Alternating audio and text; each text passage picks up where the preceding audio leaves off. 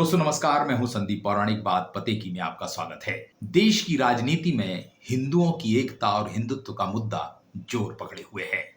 इन दिनों सबसे बड़े पैरोकार बागेश्वर धाम के पीठाधीश्वर धीरेंद्र कृष्ण शास्त्री बने हुए हैं। वे बागेश्वर धाम में हों, मध्य प्रदेश में हों, देश में हों या विदेश में, हर जगह सनातन की बात करते हैं और हिंदुओं को एकजुट करने की।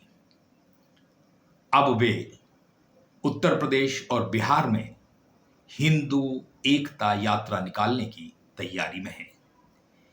कहा तो यह जा रहा है कि आने वाले समय में बिहार में चुनाव होने वाले हैं और वहां हिंदुओं को एकजुट करने की कोशिशें तेज हो गई हैं और धीरेंद्र कृष्ण शास्त्री का यह बयान भी उसी से जोड़कर देखा जा रहा है कि बिहार में भी हिंदू एकजुट हों। और पूरे देश में हम जा रहे हैं, कोई नई बात थोड़ी है। पूरे देश में जा रहे हैं। हमारा उद्देश्य ये है, जब तक हमारे तन में प्राण है हम हिंदुओं के पक्ष में बोलेंगे, हिंदुओं को एक करके ही छोड़ेंगे। देश के लाखों जो करोड़ों हिंदू रहते हैं, ये उनकी बात है। और जब 1947 में भारत एक मजहब के नाम पर भारत के टुकड़े कर दिए गए, पाकिस्तान बना दिया गया, तो अब इस देश को हिंदू राष्ट्र क्यों ना घोषित किया जाए। हमने ये अपनी बात रखी है और जो पूर्ण तथ्यात्मक है।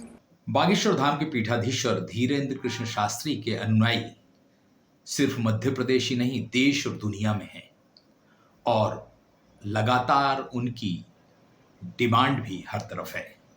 उनकी लगातार देश के अलग अलग हिस्सों में कथाएं हो रही हैं। इन दिनों वे बिहार में हैं और बिहार में उन्होंने उत्तर प्रदेश और बिहार में हिंदू जागरण के लिए, हिंदू एकता के लिए पदयात्रा करने का ऐलान कर दिया है।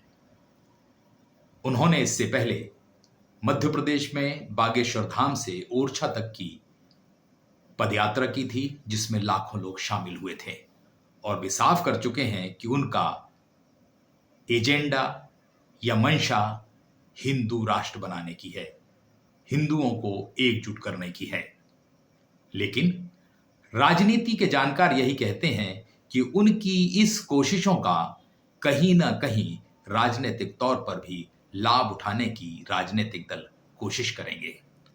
वे धीरेंद्र कृष्ण शास्त्री को घेरने की भी कोशिश करते हैं। कई नेता सवाल भी उठाते हैं, लेकिन धीरेंद्र कृष्ण शास्त्री इन नेताओं को जवाब देने की बजाय यही कहते हैं कि वे तो अपनी कथाएं करेंगे, हिंदुओं को एकजुट करने की कोशिश करेंगे, जिसे जो कहना है वो कहता रहे। जब तक उनके शरीर में प्राण हैं, वे अपने अभियान को जारी रखेंगे। अब बिहार के चुनाव हैं और अगर उससे पहले पदयात्रा होती है तो उसे राजनेता, राजनीतिक दल राजनीति से तो जोड़ेंगे ही, क्योंकि सियासत करने का वालों का काम ही यही है। दोस्तों, आज के लिए इतना ही। नमस्कार।